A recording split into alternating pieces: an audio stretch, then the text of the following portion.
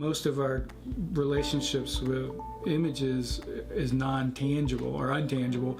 They're digital in our cameras. Nobody really prints anymore in the consumer world. And I think most of our lives are sort of, behind screens and such like that. Most people are just streaming on different services or whatever, and so there's a lack of that kind of material. And artists, I think, naturally, or creative people, like to manipulate physical materials, so it scratches that itch for them. I thought a long time ago I'd be like Blockbuster, which I thought Blockbuster was a wonderful thing to invest in and have, because you always had lines for people getting movies, and now they're gone. And I always thought that this might happen to me as well, but it hasn't. It's just, I mean, you might not sell as much as we used to, but no, we're doing real well. Still going good. Digital makes things, I wouldn't say easier, but more possible quicker. And a little more, less expensive. So to make a print in the darkroom is a real laborious thing, and you've got to have all your ducks in a row from your exposure on through, and that's the case with digital too, but you've got a lot more opportunities to sort of correct for any sort of shortcomings in the digital world than you do in the analog world. It took the photographer, the digital cameras have really taken a photographer that knows lighting, knows film, knows how to work, kind of takes that out of it, which I don't like as well, because you have a good camera now, you can, like your camera, you can correct the exposures. I mean, back then, when you took the picture, you didn't know if you had the settings right and all that until the film was developed and it came back. So I love the tech. Well, I do. I mean, I'm all digital now, but at the point, I think it just took away from the photography. I think the pictures are always going to be the important thing. They're standard.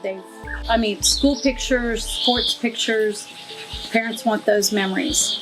Some of the different products, being able to go into the digital era as we did, we can get, I think, more refined pictures. There's greater things we can do with certain effects that we can use, certain products we can bring to the table. So I think it's just always going to progressively get better and better.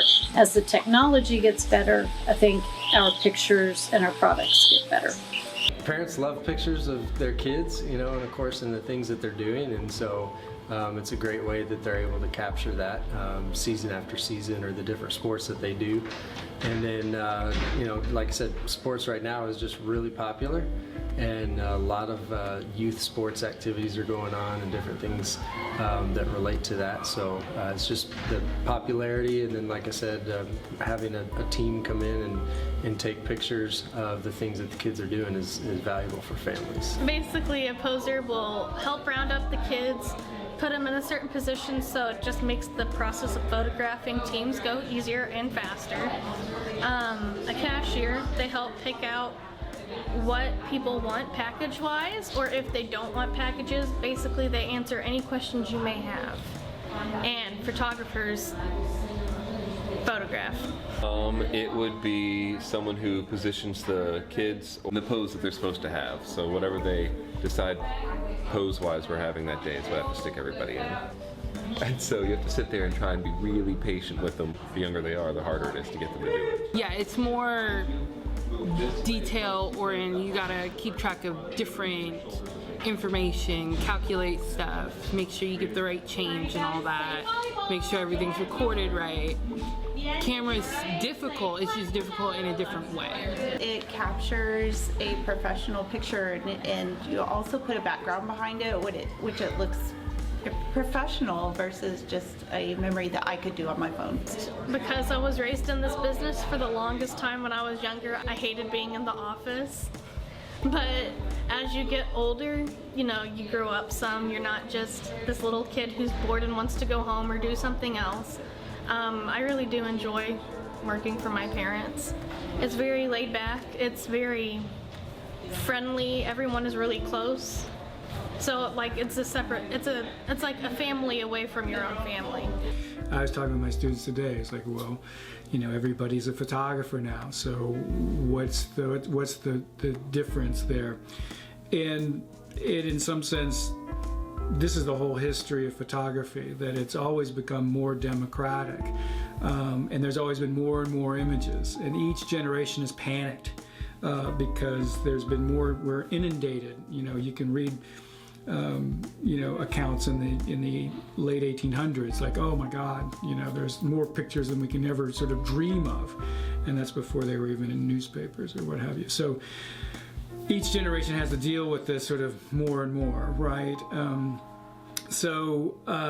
I think because of that, images have an ever more present place in our world, and so to think about them and how they communicate, be it still or moving, although they're different sort of discourses but related obviously,